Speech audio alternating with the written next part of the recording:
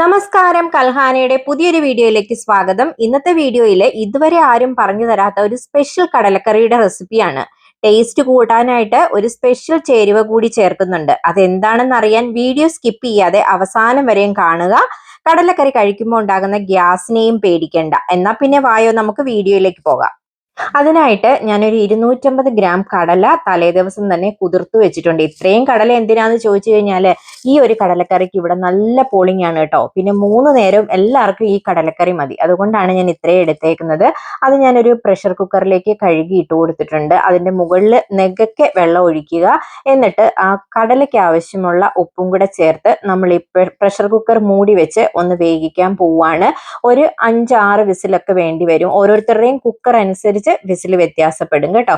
അപ്പൊ ഞാനിതവിടെ വേകാനായിട്ട് മാറ്റി വെച്ചിട്ടുണ്ട്. ഇപ്പൊ നമ്മുടെ കടല വെന്ത് പ്രഷറൊക്കെ പോയിട്ടിരിക്കുന്ന പ്രഷർ കുക്കർ ഒന്ന് തുറന്നു നോക്കുവാണ്. അപ്പൊ കടല നന്നായിട്ട് വെന്തിട്ടുണ്ടോ എന്ന് അറിയാൻ വേണ്ടിയിട്ട് നമുക്ക് അതിൽ നിന്നൊരു കടല എടുത്തൊന്ന് ഞെക്കി നോക്കിയാൽ മതി. അപ്പൊ അത് നന്നായിട്ട് ഉടഞ്ഞു വരുന്നുണ്ടെങ്കിൽ അത് നന്നായിട്ട് വെന്തു എന്നാണ് അർത്ഥം. കടല നന്നായിട്ട് വേകണം, അല്ലെങ്കിൽ നമുക്ക് ഗ്യാസ് ഉണ്ടാകും, കറിക്കൊരു ടേസ്റ്റും ഉണ്ടാവില്ല. അതിൽ നിന്ന് ഒരു 4 സ്പൂൺ കടല ഞാനിങ്ങ് എടുത്തു മാറ്റുവാണ്. എൻ്റെ കയ്യിലിരിക്കുന്ന സ്പൂണ് വലിയ സ്പൂണാണ് കേട്ടോ. അതിൽ 4 സ്പൂൺ കടലയാണ് മാറ്റുന്നത്, വെള്ളത്തോടു കൂടി. അപ്പൊ അതെന്തിനാണെന്ന് ഞാൻ പിന്നീട് പറയാം കേട്ടോ. ഇത്രയും കടലയും മാറ്റി വെച്ചിട്ടുണ്ട്. എന്നിട്ട് ഒരു പാൻ ചൂടായപ്പോൾ അതിലേക്ക് വെളിച്ചെണ്ണയാണ് ഒഴിച്ചു കൊടുക്കുന്നത്. വെളിച്ചെണ്ണയാണ് കൂടുതൽ ടേസ്റ്റ്. എന്നിട്ട് അതിലേക്ക് കുറച്ച് കടുക് ചേർത്ത് കൊടുത്തിട്ടുണ്ട്. കൂട്ടത്തിൽ കുറച്ച് പെരിഞ്ചീരകവും പട്ടയും ഒരു ബേ ലീഫും കൂടെ ചേർത്തിട്ടുണ്ട്. അത് വളരെ കുറച്ച് മതി.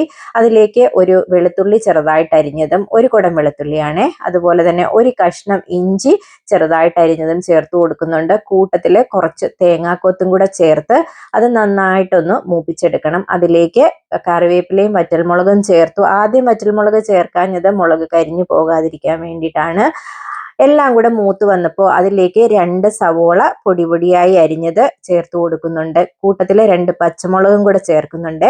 എല്ലാം കൂടി നന്നായിട്ടൊന്ന് വഴറ്റണം. അതൊന്ന് വഴന്നു വരാൻ വേണ്ടിയിട്ടും ഗ്രേവിക്കും ആവശ്യമുള്ള 1 ടീസ്പൂൺ ഉപ്പാണ് ഞാനിപ്പം ചേർത്ത് കൊടുത്തേക്കുന്നത്. കടലയ്ക്ക് അധികം ഉപ്പില്ല, ഞാൻ കഴിച്ചു നോക്കിയായിരുന്നു. അപ്പൊ അതിനനുസരിച്ച് വേണം നമ്മൾ ഈ സമയത്ത് ഉപ്പ് ചേർത്ത് കൊടുക്കാൻ. സവോള ഒരു ഇളം ബ്രൗൺ ആയ സമയത്ത് അതിലേക്ക് 1/2 ടീസ്പൂൺ മഞ്ഞൾപ്പൊടിയാണ് ചേർത്ത് കൊടുത്തേക്കുന്നത്. നമ്മൾ വീട്ടിൽ പൊടിച്ച മഞ്ഞൾപ്പൊടിയാണ്. അപ്പൊ 1/2 ടീസ്പൂൺ മഞ്ഞൾപ്പൊടിയുടെ ആവശ്യം ഉണ്ടാവുള്ളൂ. അത് നന്നായിട്ട് അതിന്റെ പച്ചമണം മാറുന്നവരെ ഒന്ന് ഇളക്കിയെടുക്കുക. കൂട്ടത്തില് 3 ടീസ്പൂൺ മല്ലിപ്പൊടിയാണ് എടുത്തേക്കുന്നത്. മല്ലിപ്പൊടിയും നമ്മൾ വീട്ടിൽ പൊടിപ്പിച്ചതാണ്, വറുത്ത് പൊടിച്ച മല്ലിയാണ്. വറുക്കാത്ത പൊടികളാണെങ്കിൽ ഒന്ന് മൂപ്പിച്ചെടുക്കുന്നത് നല്ലതായിരിക്കും നമ്മൾ കറിയിലേക്ക് ചേർക്കുന്നതിന് മുമ്പ്. ഇതിലേക്ക് ഒരു 4 ടീസ്പൂൺ കാശ്മീരി മുളക് പൊടിയാണ് ചേർക്കുന്നത്. അവനവന്റെ എരിവിനനുസരിച്ച് മുളക് പൊടി ചേർത്തോളുക. ഇത്രയും കടലയ്ക്ക് ഞാനിവിടെ 4 ടീസ്പൂൺ കാശ്മീരി മുളക് പൊടിയാണ് എടുത്തേക്കുന്നത്. അപ്പോൾ ഇതെല്ലാം കൂടെ കൂട്ടി പച്ചമണം മാറുന്നത് വരെ നന്നായിട്ട് ഒന്ന് ഇളക്കി കൊടുക്കുക. പൊടി കരിയാതിരിക്കാൻ വേണ്ടിയിട്ട് ഞാൻ കുറച്ച് തിളച്ച വെള്ളം കൂടെ ഒഴിച്ചു കൊടുക്കുന്നുണ്ട്. ഒത്തിരി വേണ്ട, ഒരു കുറുകിയ പരുവത്തിൽ എടുക്കാൻ വേണ്ടിയിട്ട് ഞാനിപ്പോൾ അതിലേക്ക് കുറച്ച് തിളച്ച വെള്ളമാണ് ഒഴിച്ചു കൊടുത്തേക്കുന്നത് കേട്ടോ. എന്നിട്ട് എല്ലാം കൂടെ കൂട്ടി ഒന്ന് മിക്സ് ചെയ്ത് കൊടുക്കുക. നല്ല പോലെ ഒന്ന് ആ എണ്ണയൊക്കെ തെളിഞ്ഞു വരുന്ന രീതിയിൽ ആകണം. അപ്പൊ അത്രയും നേരം ഈ പൊടികളൊന്ന് വഴറ്റി കൊടുക്കുക. നമ്മുടെ ഈ കറി ഉണ്ടല്ലോ, ഒരു ദിവസം പുറത്തിരുന്നാലും ഇത് ചീത്തയാവില്ല. ഇപ്പോൾ ഞാൻ ഈ ചേർത്ത് കൊടുക്കുന്നത് നേരത്തെ മാറ്റി വെച്ച കടല മിക്സിയിൽ അരച്ചതാണ്. അത് നന്നായിട്ട് നമ്മൾ അരച്ചെടുത്തിട്ടുണ്ട്. അത് ഇപ്പോൾ ഇതിന്റെ കൂട്ടത്തിൽ ഒന്ന് ചേർത്ത് ഇളക്കി ഈ കടല അരച്ചതും അതിന്റെ പച്ചമണം മാറുന്നത് വരെ നമ്മളൊന്ന് ഇളക്കി എടുക്കേണ്ടതുണ്ട്. ഞാൻ ഇത്രത്തോളം കടല അരച്ച് ചേർത്ത് എന്തിനാന്ന് വെച്ച് കഴിഞ്ഞാൽ ഞാൻ കുറച്ചേറെ കടല എടുത്തിട്ടുണ്ടായിരുന്നു. മാത്രമല്ല നമ്മൾ ഇതിനകത്ത് തേങ്ങയോ ക്രീമോ ഒന്നും ചേർക്കുന്നില്ല. ഈ ഒരു കടല അരച്ചതാണ് ഈ കറിക്ക് തിക്നെസ് കൊടുക്കുന്നത്. ഇതാകുമ്പം ഹെൽത്തിയുമാണ്. പൊടികളും കടല അരച്ചതും ഒക്കെ ഇങ്ങനെ വഴറ്റി മൂപ്പിച്ചെടുക്കുമ്പോൾ ഇതിന്റെ ടേസ്റ്റ് ഇരട്ടിയാവുകയും ചെയ്യും. ഒരു ദിവസമൊക്കെ വെളിയിലിരുന്നാൽ ഇത് കേടാവത്തുമില്ല.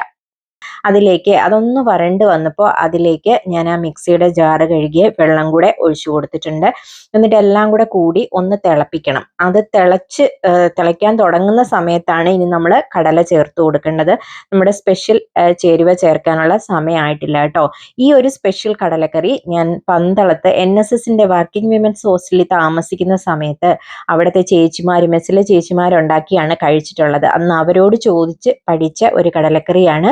അവർ മാവേലിക്കര ഉള്ളവരായിരുന്നു കേട്ടോ. അവരിങ്ങനെയാണ് മാവേലിക്കരയൊക്കെ ഇങ്ങനെയാണോ കടലക്കറി വെക്കുന്നതെന്ന് എനിക്കറിയില്ല. അപ്പം നമ്മുടെ ഗ്രേവി തിളച്ച് വന്നപ്പോൾ അതിലേക്ക് നമ്മൾ വേവിച്ച് വെച്ചിരുന്ന കടലയും അതിനകത്തുണ്ടായിരുന്ന വെള്ളം കൂടി ചേർത്ത് കൊടുക്കുവാണ്. എന്നിട്ട് ഇതെല്ലാം കൂടെ വീണ്ടും നന്നായിട്ടൊന്ന് മിക്സ് ചെയ്ത് കൊടുക്കണം. നന്നായിട്ട് മിക്സ് ചെയ്ത് വെച്ചിട്ട് ഈ ഗ്രേവിക്ക് ആവശ്യമുള്ള ബാക്കി വെള്ളം കൂടെ നമ്മൾ ചേർത്തിട്ടാണ് ഇനി തിളപ്പിക്കാൻ പോകുന്നത്. ഈ സമയത്ത് കറിയിലേക്ക് ആവശ്യമുള്ള ചൂടുവെള്ളം, തിളപ്പിച്ച വെള്ളമാണ് ഞാൻ ചേർത്ത് കൊടുക്കുന്നത്. നമ്മൾ ഈ കറി ഉണ്ടാക്കി പകുതിയായി കഴിയുമ്പോൾ പിന്നെ അതിനകത്ത് കൊണ്ടുവന്ന് പച്ചവെള്ളം ചേർക്കരുത്. കറിയുടെ ടേസ്റ്റ് തന്നെ മാറിപ്പോവും. കുക്കിംഗ് പഠിച്ചുകൊണ്ടിരിക്കുന്ന കുട്ടികൾക്ക് വേണ്ടിയിട്ടാണ് ഞാൻ അതൊന്ന് എടുത്തു പറഞ്ഞത് കേട്ടോ. അപ്പം നമ്മുടെ കറിക്ക് ആവശ്യമുള്ള ഈ സമയത്ത് നിങ്ങൾക്ക് എന്തുമാത്രം തിക്നെസ് വേണോ അതിനനുസരിച്ചിട്ടുള്ള വെള്ളം ചേർക്കുക. എനിക്ക് ഈ ഒരു തിക്നെസ്സിലാണ് വേണ്ടത്. അപ്പം അതിനനുസരിച്ച് ഞാൻ വെള്ളം ചേർത്തിട്ടുണ്ട്. അതുകൊണ്ടാണ് ഞാൻ വെള്ളത്തിന്റെ അളവ് പറയാഞ്ഞത്.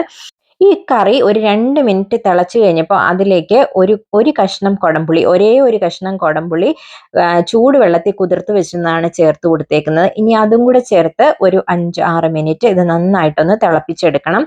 കുടംപുളി മാത്രമേ ചേർക്കാൻ പാടുള്ളൂ, പിഴിപുളി ചേർക്കരുത്. കറിയുടെ ടേസ്റ്റ് തന്നെ മാറിപ്പോവും.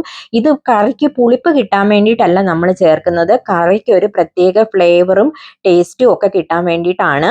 ആ കൊടംപുളിയുടെ ഒരു മണമൊക്കെ വരാൻ വേണ്ടിയിട്ടാണ്. അപ്പോൾ പുളിപ്പ് നമുക്ക് ഈ കറിക്ക് അധികം തോന്നാറില്ല കേട്ടോ. നമ്മളൊരു തക്കാളിയൊക്കെ ചേർത്താൽ എന്ത് പുളി കിട്ടും, അത്രയും പുളിപ്പ് മാത്രമേ നമുക്ക് ഈ കറിക്ക് പാടുള്ളൂ. അഥവാ നിങ്ങൾ ചേർക്കുന്ന പുളി കൂടി പോയിട്ടുണ്ടെങ്കിൽ ഈ സമയത്ത് ആ കറിയുടെ പുളി നോക്കിയിട്ട് ആ കൊടംപുളി കറിയിൽ നിന്ന് എടുത്ത് മാറ്റുക.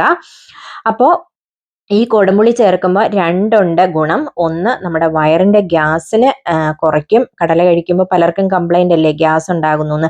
രണ്ടാമത്തെ ഗുണം എന്ന് പറയുന്നത് നല്ല ഒരു ടേസ്റ്റും ഫ്ലേവറുമാണ് ഈ കറിക്ക് കിട്ടുന്നത്.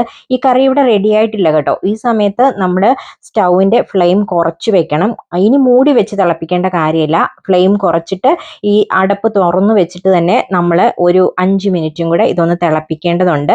അപ്പോൾ ആ സമയത്ത് ഇതിന്റെ മുകളിൽ നല്ല പോലെ എണ്ണ തെളിഞ്ഞു വരും. അതാണ് ഈ കറി റെഡിയാകുന്ന ഒരു പരുവം എന്ന് പറയുന്നത്. നമ്മൾ ഓൾറെഡി അടച്ചു വെച്ച് 5 മിനിറ്റ് തിളപ്പിച്ചിട്ടുണ്ടായിരുന്നു കൊടംപുളി ചേർത്ത് കഴിഞ്ഞിട്ട്. ഇപ്പം ഇതിങ്ങനെ തുറന്നു വെച്ച് ഞാൻ തിളപ്പിക്കുവാണ് ഒരു 5 മിനിറ്റും കൂടെ. ഇപ്പം കറിയുടെ മുകളിൽ എണ്ണയൊക്കെ തെളിഞ്ഞു വന്നിട്ടുണ്ട്. ഈ ഒരു സമയമാകുമ്പോൾ നമുക്ക് ഫ്ലെയിം ഓഫ് ചെയ്ത് കൊടുക്കാം. നിങ്ങൾക്ക് മല്ലിയില ഇഷ്ടമാണെങ്കിൽ ഈ സമയത്ത് മല്ലിയിലയും കൂടെ ചേർത്ത് കൊടുക്കാം. ഇവിടെ കുട്ടികൾക്ക് മല്ലിയില ഇഷ്ടമില്ലാത്തതുകൊണ്ടാണ് ഞാൻ ചേർക്കാത്തത്. കറി അടുപ്പിൽ നിന്ന് എടുത്ത് ഉടനെ സെർവ് ചെയ്യരുത്. ഒരു അരമണിക്കൂർ മാറ്റി വെച്ച് അതിന്റെ ചൂടൊക്കെ ഒന്ന് കുറഞ്ഞു കഴിയുമ്പം സെർവ് ചെയ്യണം. അപ്പോഴാണ് ഇതിന് ഭയങ്കര ടേസ്റ്റ്.